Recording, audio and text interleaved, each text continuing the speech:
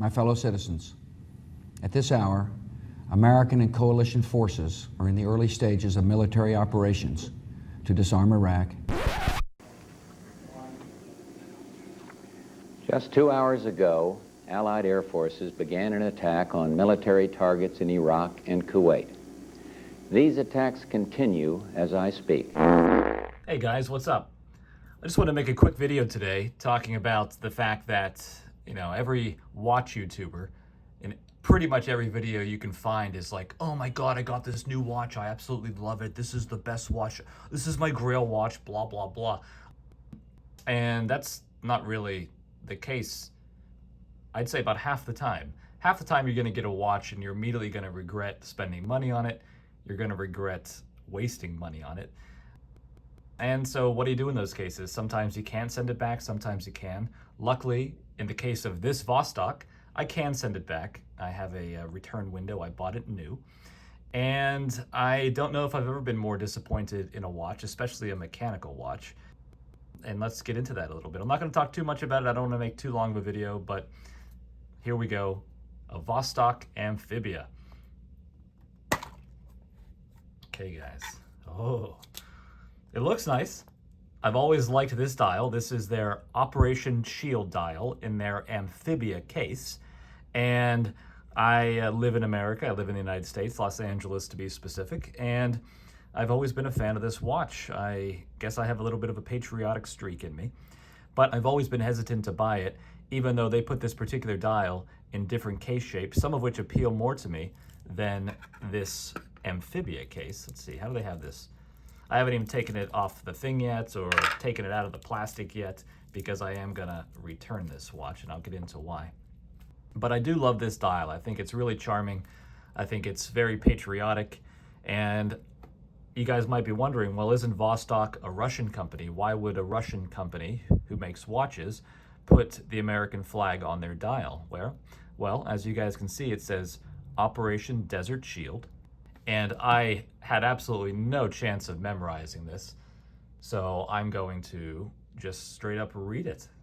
Okay, guys, here is the explanation for why a Russian watch has an American flag on it. Are you ready? And I am just going to straight up read this, so I can't think of anything in the world that would be less compelling than that, but hey, you're the one that tuned in.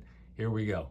An American businessman, Bruce Erickson, got an idea: importing watches made in the USSR to the United States. Bruce founded a company called Timepiece Russian Watches Incorporated and struck a deal with Vladislav Silvilin. I'm just going to read this exactly as it's written, guys. So it actually did say stroke. I think someone was jerking off when they wrote this. Director of the Vostok Watch Factory in Chistopol. 10,000 watches were to be supplied. The timepieces, destined to commemorate the famous military action, Operation Desert Shield, had to be Russian military watches, heavy, massive, and rugged, according to Sivilin's memoir. The dial was designed by Flag Research Center and features an American flag surrounded by the Saudian coat of arms, 2 crossed tribal swords representing the Kingdom of Hejaz and the Sultanate of Najd, which united in 1932 to become the Kingdom of Saudi Arabia under a phoenix palm tree. Soon, the quantity of these watches was increased to 40,000 units, and the rest is history. Wow, nobody stuck around for that. But if you did, that's the explanation of why there's an American flag on a Russian dial.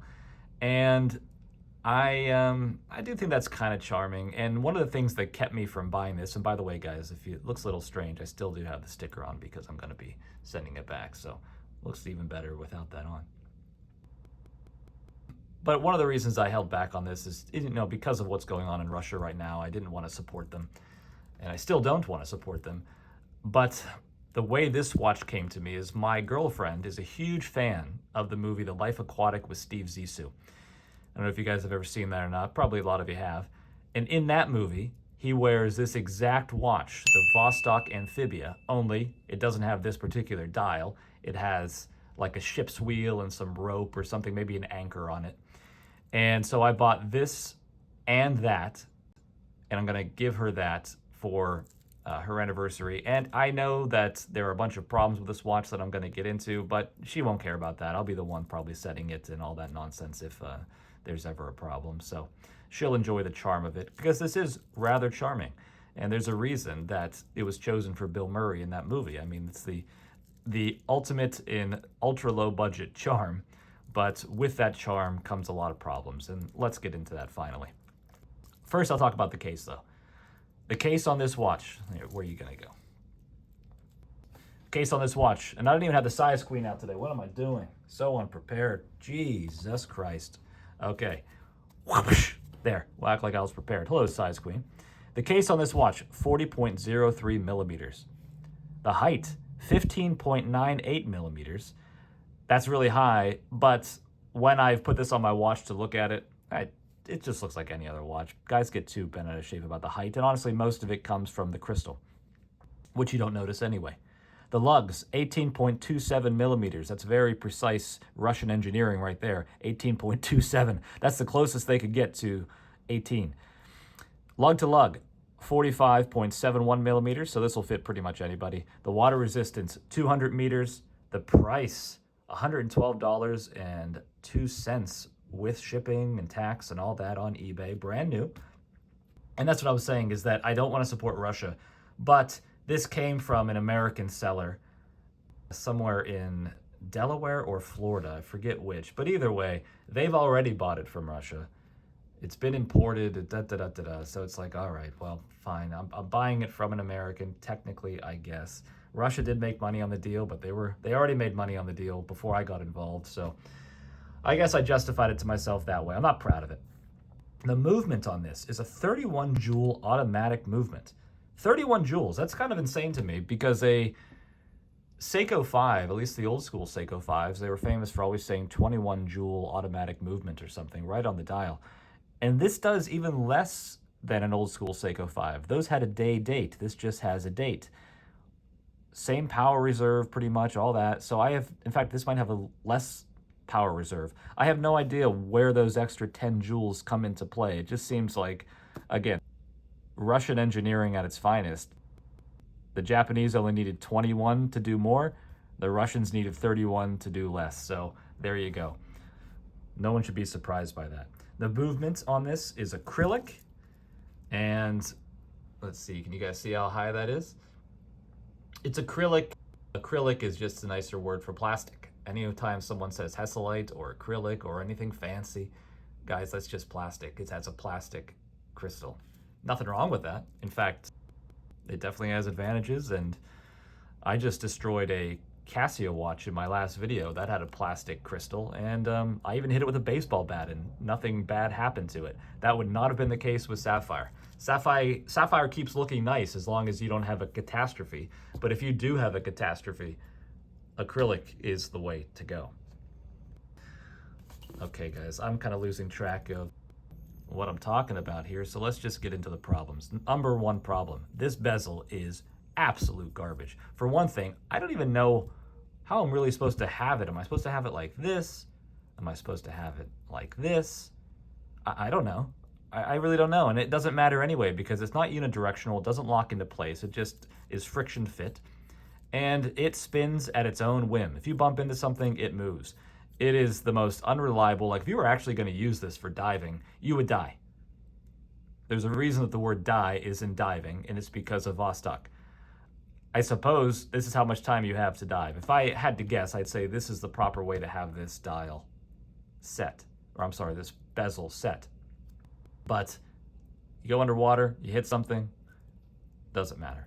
I honestly think this watch might look a little bit more charming if you pop the bezel off, but a little more rugged that way. I don't know, guys. I think it's probably the worst bezel I've ever seen, which is funny because it's coming off the video I did on this watch, which is the Momentum Solar UDT, which has the best bezel I've ever seen. So go figure.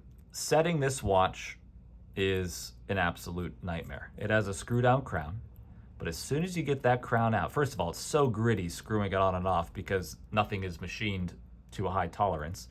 But you guys can already maybe see just how wonky that is. Hear it?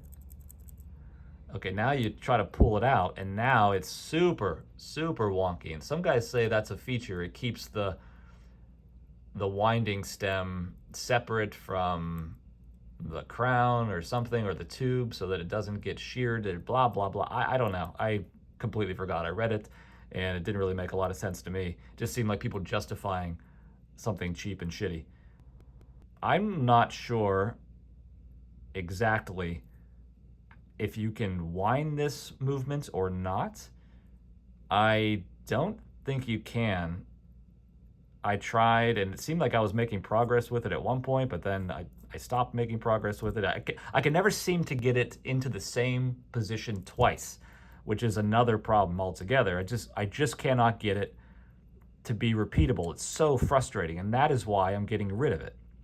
There's no quick set date, so to not drive yourself insane, say for instance it's the 29th of the month and you bought this watch and it arrived with the date on the 1st, the quickest way to get it to 29 is to go back to 8, then go to 12. It's a little trick, and that saves you from having to go all the way around the dial 28 times, 48 or 28, so 56 times really, because you had to go around 12 twice, right? I don't know, guys. Honestly, this is like the wonkiest, cheapest garbage in the watch world. I have no idea why they thought this was a clever or good idea. It just seems so, even if it works, it just seems like it's only a matter of time until you break it. It just seems so delicate. I don't get it. A lot of guys give this bracelet flack. I don't think the bracelet's terrible. I wouldn't keep it on the bracelet. I actually was going to give NATO straps another shot. I thought maybe this green NATO strap would look good with it. Let's see if I can not fuck this up on camera. That's a pretty good color combination, honestly. Damn, I was excited about this watch. That's what kills me about it. I was really excited about it. I know that people had always kind of laughed at Vostok and said that they have their little charms, and by charms meaning problems, that you just have to accept if you're gonna get one. But I can't spend over $100 on a watch for something built so poorly. It does have a pretty cool case back. I like a solid case back, as you guys know. Few things annoy me more than a transparent case back. Says Amphibia in Russian and God knows what else, probably the specs of the watch. One thing I do think is interesting, and actually a really good idea on these Amphibias though, is the case back is 2 pieces. Instead of just being one screw-on plate, this top plate here is threaded on the sides. And then where this outer ring here fits over it, and then that screws the whole apparatus down. And the good thing about that is when you're putting the top plate back over the movement and pressing down on the gasket inside, that seal, you're not shearing it. You're not turning the rubber seal inside or maybe getting it bunched up or torn or damaged in any way. This just sits gently on top of it, and then the outer ring pushes it down on top of the rubber. And so service intervals for these guys are saying anywhere between 10 and 15 years. And that's because the rubber gasket behind the case back is not compromised in all that time. It has a lot longer lifespan. So that's kind of neat. What else is there to say here, guys? I don't know. It's a disappointment. I liked this watch for a long time. I still like the look of it quite a bit. I'd get rid of the bezel maybe, because they have a lot of different bezel options you can buy. I'd get rid of it and buy something else. Maybe a world time bezel would be neat, or whatever else they offer, or just a straight up dive time bezel, or get rid of the bezel altogether and have no bezel and just, tell guys that, you lost it during Operation Desert Storm. As it stands, I can't keep this watch. I just want to talk about it a little bit, and maybe you guys have a different opinion on Vostok. If so, let me know in the comments. I'm always curious to hear what you guys have to say. I'm always curious to hear how wrong you think I am. I get quite a kick out of that. So go ahead and tell me how stupid I am. I don't mind. In fact, those comments always just make me laugh. So go for it, guys. Let me have it. Tell me why you love Vostok. And in fact, another Vostok video is eventually coming, because I said my girlfriend's got the Zissou Vostok, and I can't resist making a movie-themed video. So at some point I'll do a video on that, and maybe in the months ahead, my opinion on this watch, the Vostok Amphibia, will change, and then I'll regret sending this back to the manufacturer, or to the seller rather. But all right, guys, have a great week. You take it easy, and I'll talk to you next time. Adios. America, fuck yeah, coming again to save the motherfucking day. Yeah, America, fuck yeah, freedom is the only way. Yeah, terrorist, your game is through, 'cause now you have to answer to America. Fuck yeah.